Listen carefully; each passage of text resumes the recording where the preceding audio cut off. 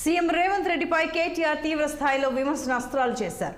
కేంద్రంలో కాంగ్రెస్ అధికారంలోకి వస్తేనే 6 గ్యారెంటీలు అమలు చేస్తామన్నారు. కేంద్రంలో కాంగ్రెస్ రాదు, 6 గ్యారెంటీలు అమలు కావంటూ హేళన చేశారు. మోసపూరిత మాటలు చెప్పి 420 హామీలు ఇచ్చారని మండిపడ్డారు. 6 గ్యారెంటీలు 100 రోజుల్లో అమలు చేస్తామని 6 లక్షల మంది ఆటో డ్రైవర్లు కడుపు కొట్టారని ఆగ్రహం వ్యక్తం చేశారు.